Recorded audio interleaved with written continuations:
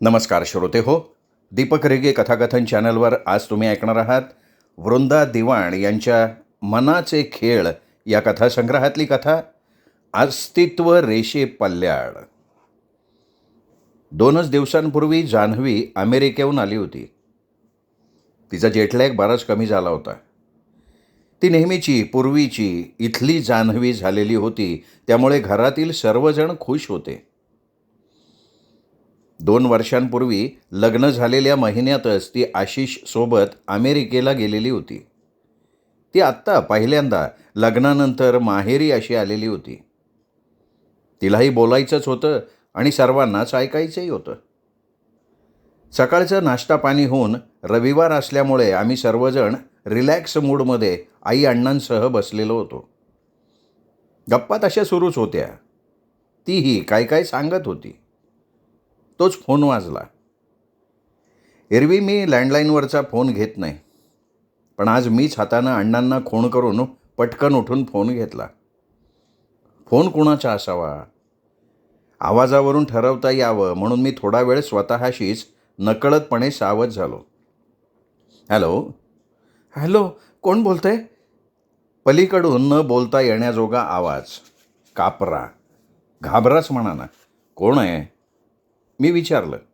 मी मी मी lily बोलते, lily, Vishu अण्णांकडनं. मीच relax झालो. मोकळा होत म्हटलं, हां बोल की लिली, कसं काय फोन केलास? तुझं फाईन आर्ट काय म्हणताय? सहजच माझा आपुलकीचा स्वर. लिली माझी पुतणी. माझं ठीक आहे रे, पण इथे आमच्याकडे ना प्रॉब्लेम झाला आहे. ती थांबूनच गेली. कसला प्रॉब्लेम, काय प्रॉब्लेम, कशाबाबत प्रॉब्लेम तिला सांगता येईना आणि मला कळेना. म्हणजे मला तसा तर्कच करता येईना. क्षणात मीही बावरलो. अगं तरीही, अरे हा आमचा ओंकार ना, ओंकार. पुन्हा पॉज. नुसताच गोंधळ. काही अर्थबोधच होईना. अगं ओंकारचं काय, सांग ना पुढे पटकन. मीच रेटून विचारलं. तू येशील का इकडे पटकन? म्हणजे मला तसं वाटतंय रे. बाबा फारच सैरभैर झालेत. अरे ओंकारने ना काल काल रे ओंकारने काल त्याच्या स्वतःच्या खोलीत स्वतःला पंख्याला लटकून घेऊन आत्महत्या केली. अरे इतकं सांगून तिने फोन ठेवूनच दिला. मीही बधीर झालो. अण्णांनी विचारलं, काय म्हणत होती रे? लिली काय म्हणत होती? कशाबद्दल म्हणत होती काही? खरं तर भाई, अण्णा, जानकी, केतकी, सुमेध सगळेच तसं माझं ते फोनवरचं बोलणं ऐकत असावेत. त्यात गैर काहीच नाही आहे. मीही फोन घेतला नसता तर तेच केलं असतं. पण आई अण्णांना आत्ता काय सांगावं मलाही सुचेना. मी नुसता तळवे एकमेकांवर चोळत राहिलो. जान्हवी म्हणाली, काय झालंय विश्वासकडे, सांग ना. मी कसाबसा म्हणालो, मला जायला हवंय ताबडतोब. आणि मी उठून थेट माझ्या रूममध्ये गेलो. पैसे खिशात टाकले, मोबाईल घेतला. घड्याळ मनगटावर बांधत होतो तर रूममध्ये केतकी आणि जान्हवी पाठोपाठ प्रवेशल्या, संशयानेच. त्यांचे चेहरे वाचत मी म्हणालो, अगं सदाभाऊ काकाकडे त्यांच्या नातवानी ओंकारनी आत्महत्या केली आहे. स्वतःच्या रूममध्ये पंख्याला लटकवून घेतलं आहे म्हणे. गेलं तर पाहिजे ना. लिली त्याची ती फाईन आर्ट्सला असलेली मुलगी होती फोनवर. तिने सांगितलं. विश्वास फार सैरभैर झाला आहे म्हणे. मी कसं बसं म्हणालो. उसासच जान्हवी म्हणाली, साहजिकच आहे रे. तोच ना, माझ्या लग्नाच्या वेळी त्याची फायनलची परीक्षा होती तो. जेवला आणि लगेच विश करून गेला. अभ्यास आहे म्हणाला तो. ओंकारच ना तो? हां तोच. अगं छानपैकी मार्क्स घेऊन पास झाला. नोकरीसुद्धा लागली गेल्या वर्षी कुठल्या तरी बड्या कंपनीत. विश्वास भाऊजी आणि तो आले होते ना पेढे द्यायला, आठवतं आहे मला. केतकी माझी बायको, तिने विवरण केलं. काही घडलं, घडून गेलं की माणसाचं मन त्या भोवतीचे सगळे संदर्भ आठवत राहतं. ते आपोआप होतंही असावं. मी निघालेलो, वळून आत आलो आणि दोघींना अडवून सांगितलं, आई अण्णांना आत्ताच काही सांगू नका. मी सांगीन आल्यावर. काय केतकी? मी केतकीला बजावतच म्हणालो. जान्हवी म्हणाली, आम्हीही आलो असतो रे. नाही थांबवत इथे. मी इथे तर तिथे असते तर नाहीच ना. ती हळहळत होती, ते रास्तही होतं. तिला यावंसं वाटणं मला कळत होतं. केतकी गाडीजवळ आली बाहेर. सवयी नाही असेल म्हणा. मी गिअर टाकत म्हणालो, हे बघ किती वेळ लागेल माहिती नाही, उगा जेवणासाठी वाट बघू नका. विचित्र घडलंय. मी गाडी स्टार्ट करून निघालो. एकीकडे मनावर ताबा होता, तो मी ठरवून ठेवला होता. पण मनात विचार तर येतच होते ना. त्यांना थोपवणं, रोखणं माझ्या आवाक्याबाहेरचं होतं. मी विचार येऊ दिले. थोपवून ठेवण्यापेक्षा ते चांगलं. माझ्या दृष्टीनं माझं मनच त्यात रमतही होतं. माणसाला वाटतं हे माझं माझं माझं आयुष्य आहे. पण ते तसं नसतं. कितीतरी ज्ञात अज्ञात धागे त्यात येऊन चिवटपणे मिसळलेले असतात. नात्यांची ठरवूनही प्रतवारी नाही करता येत, ना त्यांना अलग अलग ठेवता येत. माझे अण्णा आणि विश्वासचे भाऊ सदाभाऊ हे सख्खे भाऊ भाऊ. सदाभाऊ मोठे आणि माझे वडील 4-4.5 वर्षांनी त्यांच्यापेक्षा लहान, धाकटे. 7-8 वर्षापूर्वीपर्यंत म्हणजे आजी असे तो आम्ही सर्वजण एकत्र राहत होतो एकाच घरात. अण्णांना प्रमोशन मिळालं, बदली झाली आणि आम्ही 2-4 गावं फिरलो. अखेर निवृत्तीनंतर अण्णा परत आले, ते इथेच याच गावी, पुण्यालाच. राहतं घर पाडून तिथे वरती खाली दोघांसाठी बांधायचं ठरलं. पण अण्णांनी हा गावाबाहेरचा प्लॉट घेऊन घर बांधलं आणि सदाभाऊंनी गावातच सदाशिव पेठेत घर बांधलं. विश्वासचाही चांगला जम बसला होता. वैजयंती वहिनींची ही प्रॅक्टिस छान चालली होती. अशी 2 घरं सहजपणे न भांडता तंडता वेगळी झाली. एकाच गावात गुण्यागोविंदानं राहायला लागली. येणं जाणं होतं, भेटणं होतं, पण रोज नाही. बरंच झालं. विश्वास माझ्यापेक्षा 9-10 वर्षांनी मोठा. नंतर आशाताई, सुमाताई आणि इकडे मी एकटाच. माझी बहिणीची भूक आशाताई, सुमाताई पुरेपूर भागवत होत्या.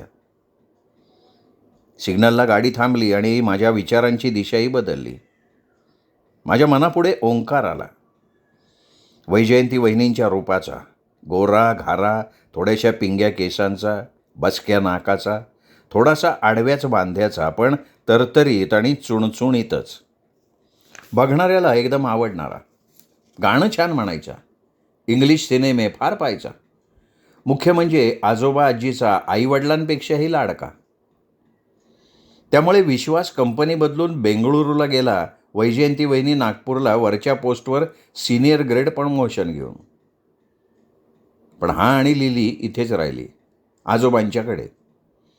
90% मार्क घेऊन त्यांनी इंजिनिअरिंग केलं, नोकरी लागली. महिना 30-35 हजार कमवायला लागला. आईवडिलांपेक्षा आजोबा आजींना आकाश ठेंगणं झालं. त्याचं आणि त्याचंच सदा कौतुक त्यांना. लिलीचं यश विश्वास सोडला तर कोणाच्या ध्यानातही येत नसे. तिचं दुखावलं जाणं, तिचं हिरमुसणं फक्त वहिनींना जाणवायचं. 5-6 महिन्यांपूर्वी मी गेलो होतो घरी, तर त्यांनी हिनी केलेले स्केचेस दाखवले मला. मीही दिपून गेलो. ही इतकी संवेदनशीलता या मुलीनं कुठून स्वतःत शोधली? कशी? मलाही प्रश्न पडला होता. खरं तर हातात रंगाचा ब्रशही न घेता आमच्या भागवतांच्या कितीतरी पिढ्या संपलेल्या, पण ही लिली केवळ अजब. मी सदाशिव पेठेत पोहोचलो, गाडी पार्क केली. मरणघरातली विचित्र शांतता मला खरचटूनच गेली. ओंकार आत्ता माझ्या जाणीवेत खरा मृत झालेला मी अनुभवला. तो त्या घरातून येत असलेला मरणगंध मला झोंबला. माझं उभं अंग शहारतच राहिलं. 12चं रणरणतं ऊन घरावर पसरलेलं, आत निशब्द शांतता. माणसं असूनही शांतता, भयाणशी. चपला काढून गाडीची चावी खिशात ठेवत मी पायऱ्या चढून आत गेलो हॉलमध्ये, तर थंडगार निशब्दता. सदाभाऊ बैठकीत त्यांच्या नेहमीच्या खुर्चीत पुतळा होऊन बसलेले. प्रभाकाकूंचा चेहरा रडून रडून अजूनच सुरकुतून शिळा वाटणारा. लिली अंगा आखडून थरथरत उभी होती. मी दिसताच माझ्यावर येऊन लिली कोसळलीच. ढसाढसा रडत मलाच विचारायला लागली, का केलं असेल रे काका ओंकारने असं? मी तिला उत्तर देणं शक्य नव्हतं. मी तिला फक्त जवळ घेतली. मायेनं पाठीवरून डोक्यावरनं हात फिरवत राहिलो काही वेळ. काही काळानं ती शांत झाली, हळूच दूर गेली. माझी नजर विश्वासला शोधत होती. लिलीनीच मला आत नेलं. विश्वास डोकं दोन्ही हातात धरून ओंकारच्या प्रेताजवळ दोन्ही पायांवर शरीराचा भार पेलत बसून होता. त्याला कोणाकोणाशी बोलायचं नव्हतं. आणि काय बोलणार होता तो? कशासंबंधी बोलणार होता? त्याचा एकुलता एक लेक मरून त्याच्यापुढे शांतपणे झोपलेला होता. त्याच्या डोक्यात मनात उठलेल्या प्रबळ वावटळीची मला पूर्ण जाणीव होती. मी त्याच्या जवळ बसलो आणि मागून त्याला मिठी मारली. मीही माझ्या नकळत रडत होतो. विश्वाससाठी, त्याच्या तरण्या-ताठ्या मुलासाठी, माझ्या मोठ्या भावासाठी, आपणहून. मी दूर वेगळा मांड मांडून सोयीसाठी राहत असलो तरी मी इथला, ह्याच भागवत घरातला, भागवत वंशातला, हे मला नव्याने जाणवलं, तेही तीव्रपणे. खाडकन वळून विश्वासनी भरल्या डोळ्यांनी माझ्याकडे बघितलं आणि मला म्हणाला, खरंच रे, गळ्या शपथ सांगतो अनिकेत, अरे मला काही म्हणता काही कळलं नाही रे यातलं.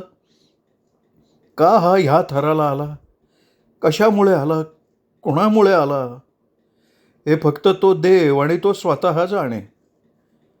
भाऊंनाही त्यांनी थांगपत्ता लागू दिला नाही रे. गंमतच आहे का नाही? ठीक आहे, आपण लावू शोध, तू शांत राहा.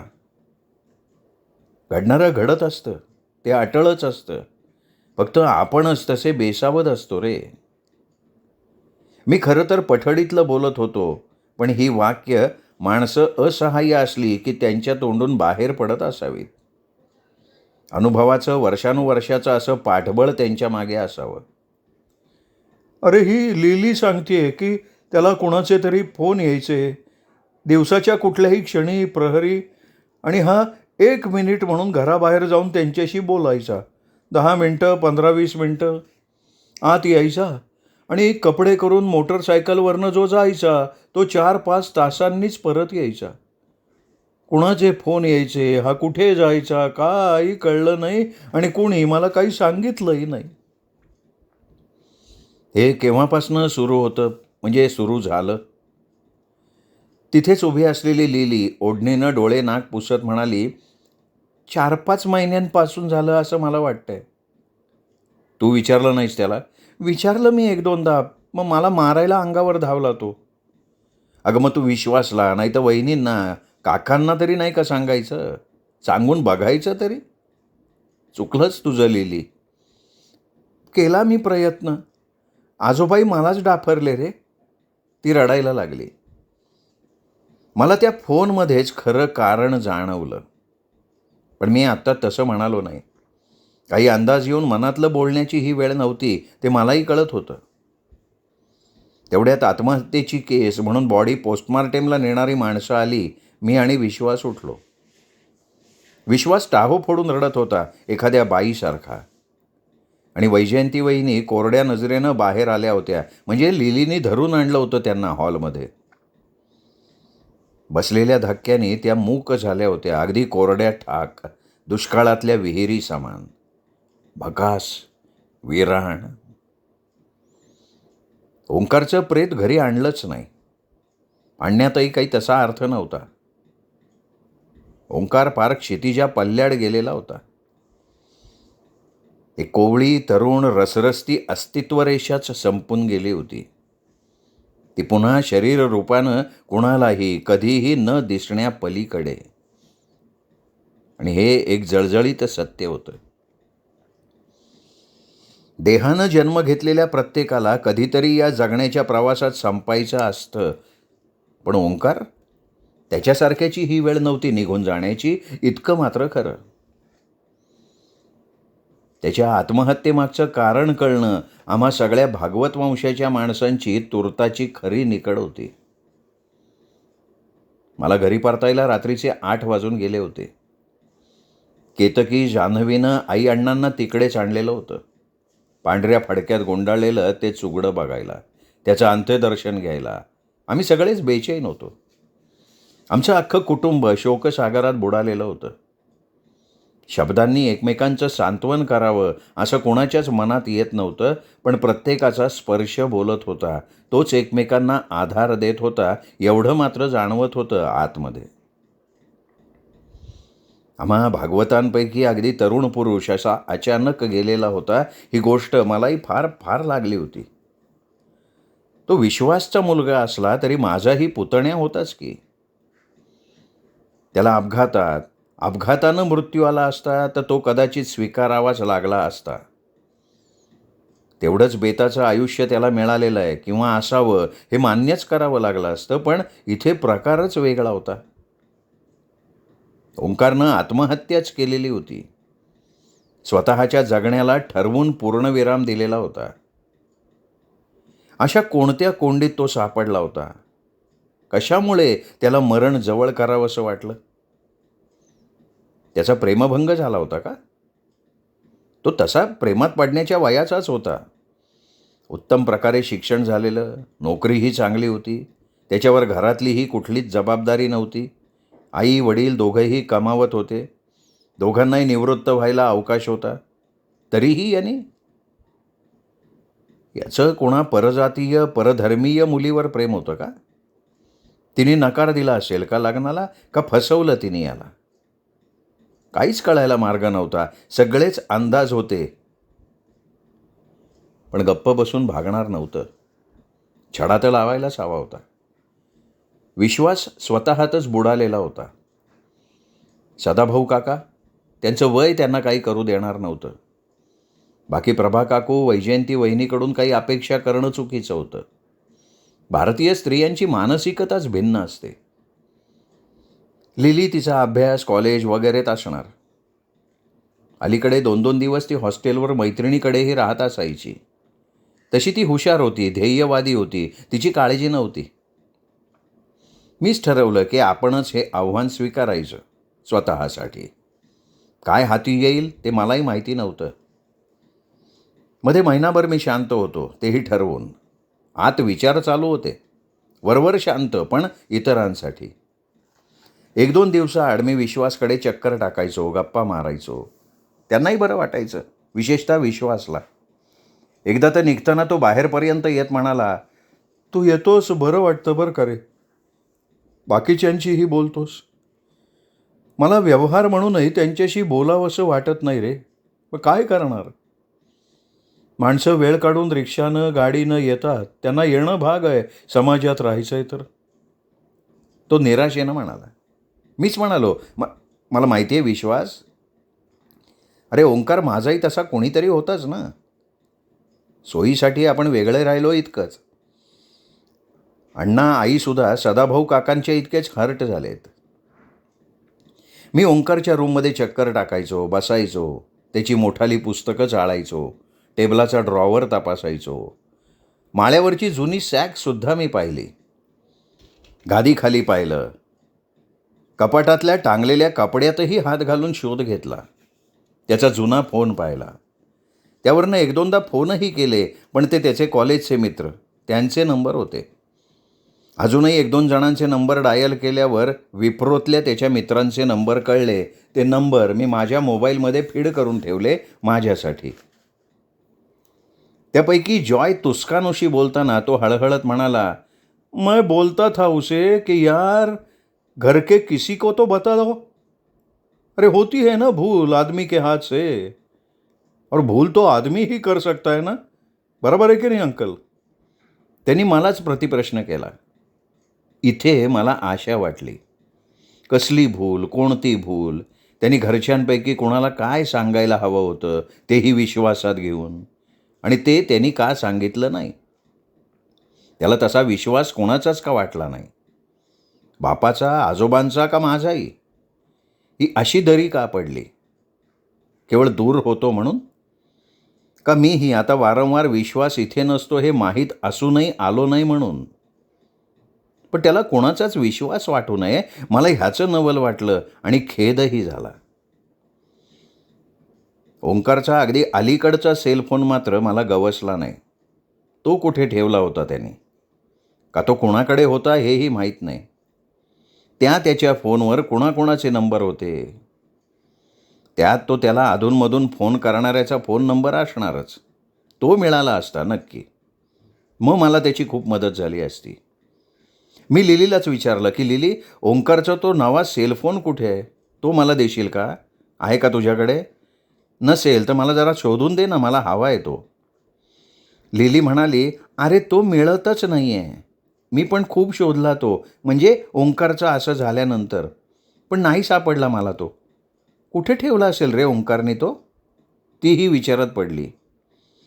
तुला त्याचा सेल नंबर पाठ आहे का? माझ्याकडे आहे ना, तो त्याचा जुना नंबर आहे आणि मी अशात त्याला फोन केलेलाच नाही आहे. आपण आपल्याच नजरेतून एखाद्याचा जीवन आलेख ठरवून मोकळे होतो. त्यात काही कच्चे दुवे किंवा अजब वळणं असतील, असावीत, याची सुतराम कल्पना नसते. किंबहुना आपण तशी अपेक्षाच करत नाही आणि चूक खरी इथं होते. ओंकार त्याचं उत्तम करिअर, छान नोकरी, ह्यात कच्चा दुवा कल्पनेतही आपण आणत नाही. लिलीनी त्याचा नवा सेल नंबर दिला. तो मलाही ओंकार गेल्यावरच हवासा वाटला. हा काय योगायोग. मला हसू आलं. दिवसाच्या वेगवेगळ्या वेळी त्या सेलफोनवर नंबर फिरवूनही नुसती रिंग वाजत राहिली, प्रतिक्रिया शून्य.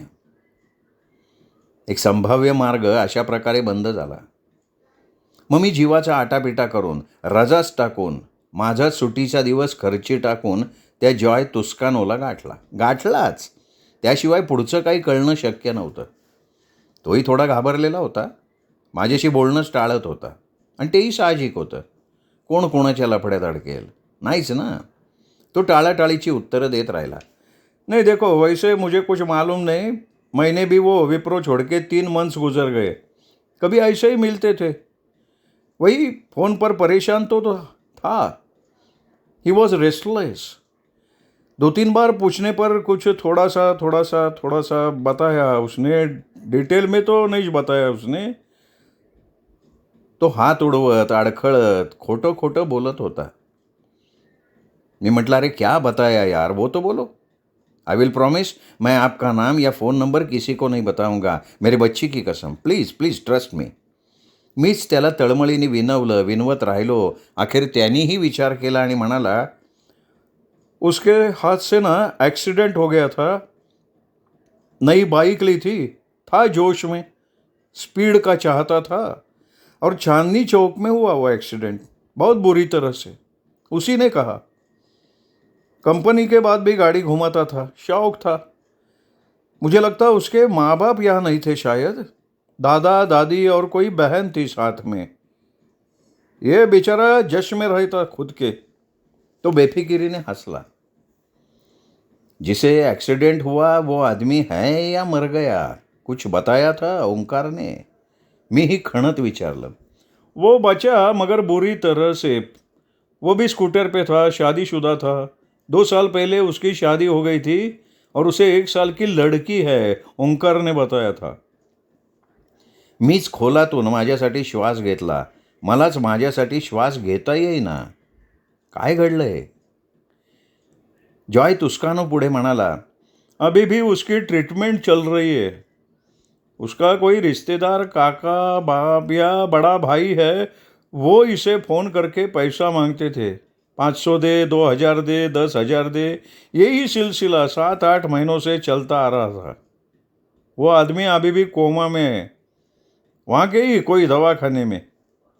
वो फ़ोन करता, इसको बुलाता पैसे लेके और ये जाता था पैसे लेके. पूरी तनख्वाह उसी को पैसे देने में ही ख़त्म हो गई और इस वजह से ओंकार था परेशान. अभी उसका फ़ोन नहीं आया क्या ओंकार जाने के बाद? अरे ओंकार का नया सेलफोन ही नहीं मिल रहा. मी त्याला सांगितलं. फ़ोन किया तो कोई उठाया नहीं. कहाँ है फ़ोन मालूम नहीं. मीच मग आपणहून सांगून टाकलं. अरे ओंकार ने फेक दिया होगा जानबूझ के और आणि मग त्यांनी गळफास लावून घेतलेला असणार. मीच त्याचं वाक्य पूर्ण केलं. जॉय तुस्कानोला मी थँक्स म्हणालो, तिथून निघालो. तसं माझं काम झालं होतं, पण पूर्ण नाही. आत्ता कुठे छोटा रस्ता मिळाला होता. अजून खरी लढाई तर पुढेच होती. तीच तर लढायची होती. तुस्कानोची अवस्था बघून मी म्हणालो, अरे प्रॉमिस यार, मैं तुम्हारा नाम बीच में नहीं लाऊंगा, डोंट वरी. हात पुढे केला, त्यानेही केला. त्याच्या तळव्याला घाम आला होता. त्याचा स्पर्श मला कमालीचा थंडगार वाटला. त्यात मनातल्या भीतीचीही थरथर येऊन मिसळलेली होतीच. ती त्याची भीती तशी मलाही कळत होती. तसा तो ओंकारच्याच वयाचा होता, म्हणजे असावा, पण त्याच्यापेक्षा काळसर आणि रोडका, आंध्रातला होता. मी चांदणी चौकातली सगळ्या हॉस्पिटलची नावं शोधली. कोणाकडे कसली फॅसिलिटी आहे, कुठलं हॉस्पिटल कोणाकडे आहे, कोण कसली सेवा देतं, वगैरे वगैरे, आणि तेही वेबसाईटवरून. त्यामुळे तिथं जाऊन शोधाशोध करत फिरण्याचं टळलं. मुख्य रस्त्याला शिवम नावाचं तसं हॉस्पिटल होतं, जिथं अपघात, टक्कर वगैरे सारख्या केसेस घेतल्या जात असाव्यात. अशा अपघातांच्या केसेस सगळीच हॉस्पिटल्स घेत नाहीत ना, कारण यात पोलीस येतात, अनेक भानगडी येतात. त्या हॉस्पिटलना तसे अधिकारही नसतात म्हणे.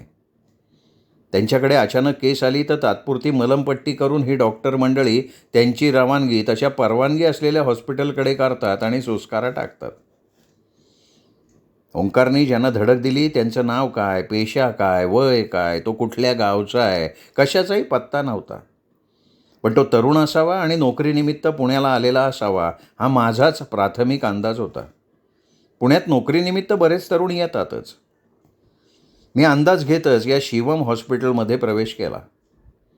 मला तुस्कानोनं सांगितलेल्या माहितीच्या आधारानं मी चौकशी केली.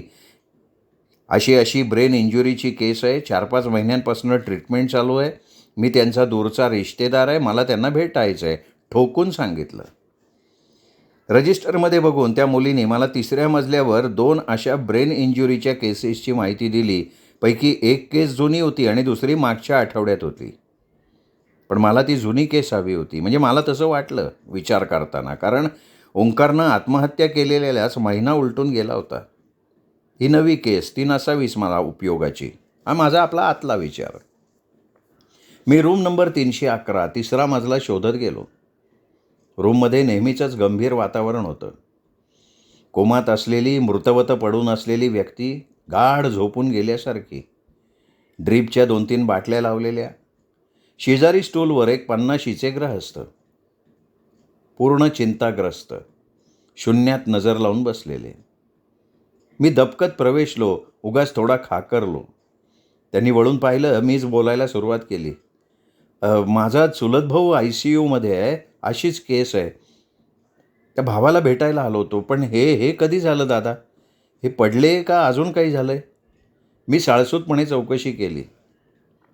काय सांगणार दादा, ऑफिसला निघालेला होता आमचा मोहन.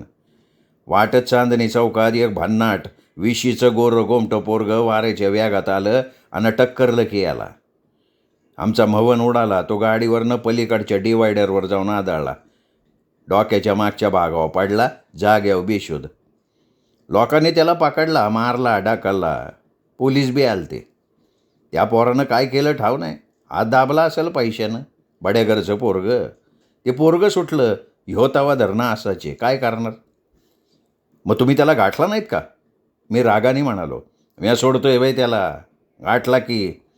सांगितलं, म्हणलं खऱ्या बापाचा असशीन तर मोहन शुद्धीवर येस्तवरचा समजा खर्च कर, नाही तर मीच तुझा मोडदा पाडतो. कुठं बी गाठन म्हणलं तुला. लय घाबरलं, थरथर कापायला लागलं. पोरगंच होतं ते, पर नशेत चूर होणार. मी शेतकरी, आता एवढा मोठा खर्च कुठनं करणार मी? बरं केलं तुम्ही. त्या पोराचं नाव काय होतं? काय ओंकार भागवत म्हणे. मला काय करायचं त्याच्या नावागावाशी? हे बघा दादा, मला माझं पोरगं बरं व्हायला पाहिजे. सुनबाई रडती, वर्षाची पोरगी आहे याला. काय करू मी त्या दोघींचं बोला? अजूनही तो पैसे देतो का? येतो का? इथे येतो? आणि तुम्ही त्याला कुठे गाठता मग पैसेसाठी? अहो काय, त्याचा महिना झाला आता फोनच लागाना. कसा गाठावा ठावच नाही. कुठं राहतो काढावं पण आता. त्यांनी कपाळ चिमटीत धरून म्हटलं. कठीण आहे, कठीण आहे. मी उसासत म्हणालो. मला काय त्याचा थोडा जीव घ्यायचा आहे का? दादा, मला माझं पोरगं उठाय पाहिजे. हे असं मेलेवानी बघवत नाही हो. खरं आहे तुमचं, येतो मी, असं म्हणत मी तिथून निघालो. ओंकार गेला. त्यांनी आत्महत्याच केली आणि स्वतःचीच या चुकीतून सुटका करून घेतली. मला या त्याच्या बापाला सांगवेना. सत्य सांगणं कठीण असतं म्हणतात, ते मी अनुभवत होतो निदान या क्षणी. समजा मी त्याला सांगून टाकलं आणि त्यांनी ओंकारच्या जागी विश्वासला लुबाडणं सुरू केलं तर? माझ्यापुढे हा प्रश्न होता. ते मलाच सुरू करायचं नव्हतं. आणि समजा विश्वास बेंगळुरूला परत गेला, म्हणजे तो आज नाही उद्या जाणारच, नोकरी करणं तर भाग आहे. मग पैशाच्या अडचणीत असलेल्या या बापानं सदाभाऊ काकांना पकडलं तर?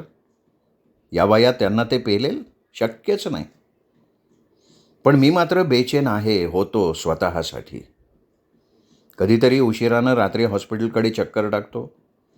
खालीच रिसेप्शनिस्टकडे रूम नंबर 3ऱ्या मजल्यावरच्या त्या केसची चौकशी करतो, अगदी आस्थेने, स्वतःला पूर्ण स्थिर ठेवून, आणि तिथून थोड्या वेळानं हळूच बाहेर पडतो.